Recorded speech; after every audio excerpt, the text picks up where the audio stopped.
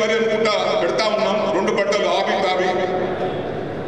కొంతమంది రైతులకు ప్రోత్సహించాలి, ఎక్కువ మంది అవసరం లేదు. షుగర్ ఫ్యాక్టరీ సంవత్సరం నడవాలంటే 7 లక్షల టన్నులు కాదు.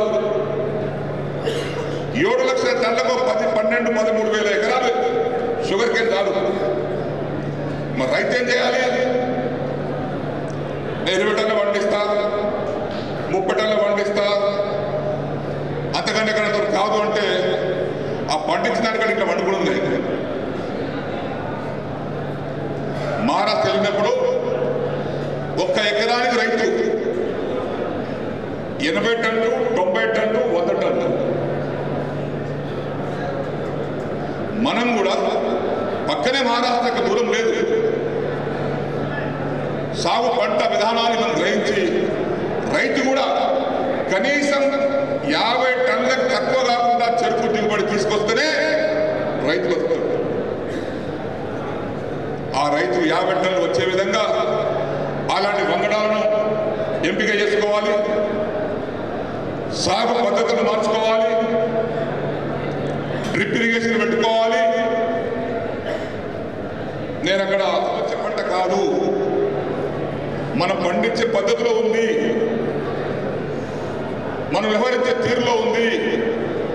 ఇటు ఫ్యాక్టరీ రైతు ఇద్దరు కలిసి అటు ఫ్యాక్టరీని రైతు బతికించాలి, రైతులు ఫ్యాక్టరీ బతికించాలి. ఈ 2 చేయగలిగితే బ్రహ్మాండమైన పంటలు వస్తాయి. ఎరుగడు వండి లేదు, మేమే పండించినాం, 70 టన్నులు పండించినాం. కానీ రాను నిరాశ నిస్పృహతో దిగుబడి తగ్గిపోయింది, సరిగా రేటు లేదు, సరఫరా చేసే చెరుకు డబ్బులు ఇవ్వలేదు, రకరకాల ప్రాబ్లంతో మనం డైవర్ట్ అయిపోయింది. అంటే రైతుకు దిగుబడి పెంచడంతో పాటు ఖర్చులు తగ్గించాలి. అటు దిగుబడి పెరగాలి ఒక పక్క ఖర్చు తగ్గాలి. అప్పుడే రైతుకి లాభసాటి వ్యవసాయం అవుతుంది. అప్పుడు వద్దనగా రైతులు పెడతారు, చెరుకు పెడతారు. 50-60 టన్నులు పండించారు, ఎకరానికి ఒక సంవత్సరానికి 1,50,000 రూపాయలు మిగులుతున్నాయి. 8 రోజుల్లో పేమెంట్ వస్తుంది, మిగతా రాయితీలు వస్తున్నాయని చెప్తే రైతు నేను పెడతాను చెరుకు పెడతాను పరిగెత్తుకొస్తాను. ఆ రైతు తనంతట తాను స్వయంగా స్వచ్ఛందంగా రైతు పండించేటువంటి పద్ధతికి రైతు ప్రోత్సహించడానికి ప్రభుత్వం ఉంది. అదేవిధంగా ఫిష్ కూడా, చేపల సీడు కూడా ఈ సంవత్సరం కలెక్టర్ గారు మేము 1 కేజీల ఎన్ని చేప పిల్లలు వస్తాయి కౌంటింగ్ చేసి ఫిషర్ మ్యాన్తో మాట్లాడాం. ఈ సైజు సరిపోతుందా అని 230 పిల్లలు వస్తే ఆ సైజు సరిపోతుంది అన్నారు. అది ఎక్కడికి వేరే దగ్గరికి వెళ్ళి మన దగ్గర సీట్ తీసుకున్నాం. ప్రాబ్లమ్స్ ఉంటాయి. మేము మన ముఖ్యమంత్రి గారికి కన్విన్స్ చేసి ఈ షుగర్ ఫ్యాక్టరీని డ్యూస్ కట్టండి, బాకీలు కట్టండి అంటే వారు కట్టారు. ఇప్పుడు మన వంతు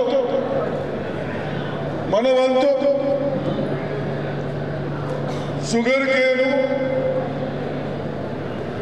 పెట్టాలా, పెడితే ఎన్ని టన్నులు వస్తాయి?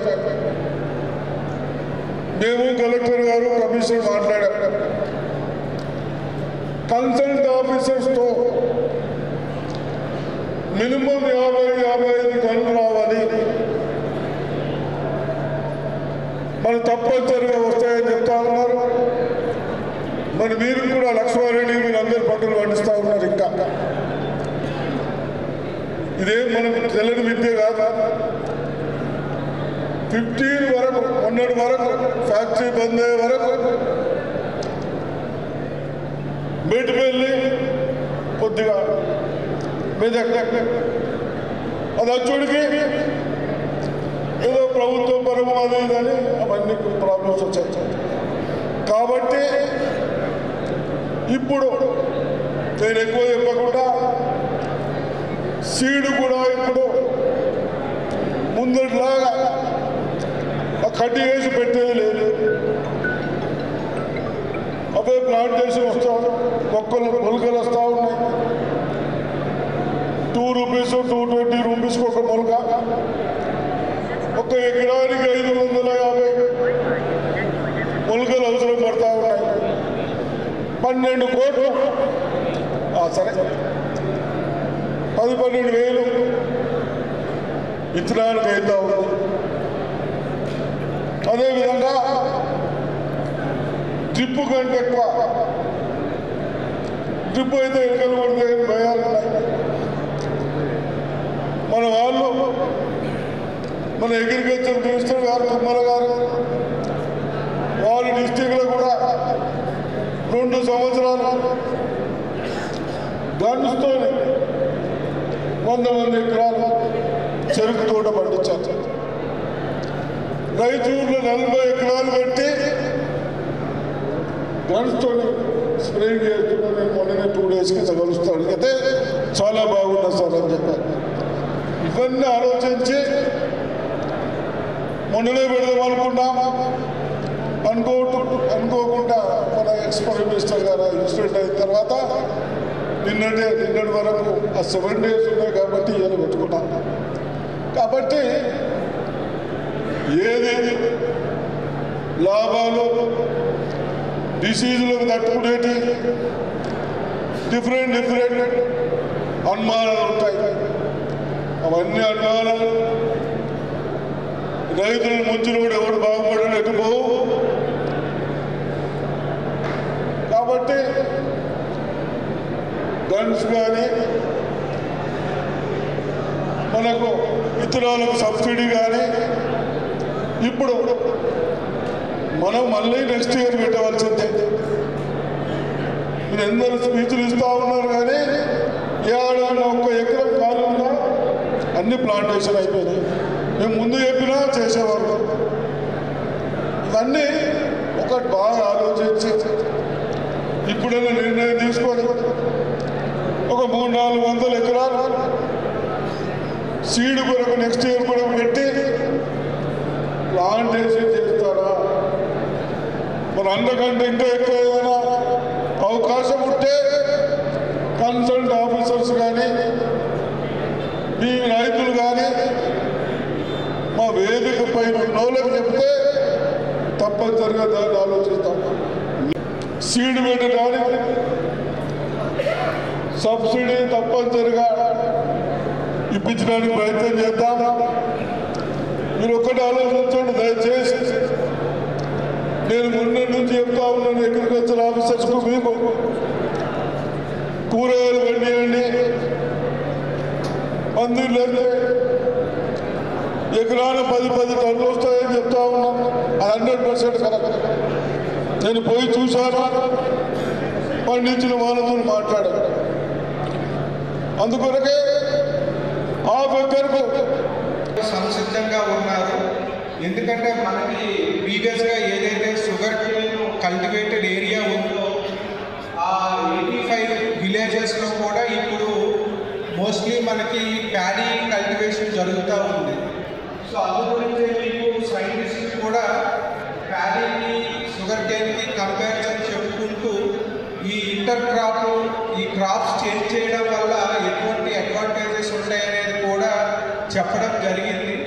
సో ఇప్పుడు కమిషనర్ గారు చెప్పినట్లుగా మనకి ఫ్యాక్టరీ రన్ అవ్వాలంటే మినిమం 17,000 ఎకరాల్లో షుగర్ కేన్ అనేది కల్టివేట్ చేయాల్సి ఉంటుంది.